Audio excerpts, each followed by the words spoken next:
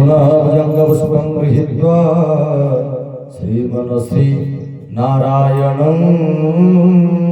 चिन्तये शान्ताकारं भुजगशयनं पद्मनाभं सुरेशं विश्वाधारं गगनसदृशं मेघवर्णं शुभांगं लक्ष्मीकान्तं कमलनयनं योगिभिर्ध्यानगम्यं वन्दे विष्णु भवभयहरं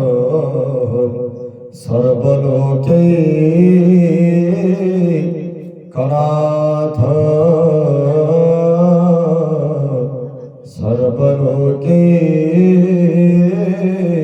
सर्वलोकैकनाथं कस्तूरीतिलकामुललाटपटले वक्षस्थले कौस्तुभा नासाग्रे गजमौक्तिकं करतले वेणुकरे कंकणं सर्वांगे हरिचन्दनं स्तुललितं कंठे च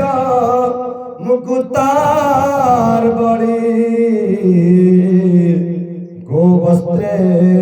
परिवेष्टितं विजयते गोपाल चूड़ामणि श्री गोपाल चूड़ामणि ध्यान मंत्र पुष्पं समर्पयामि।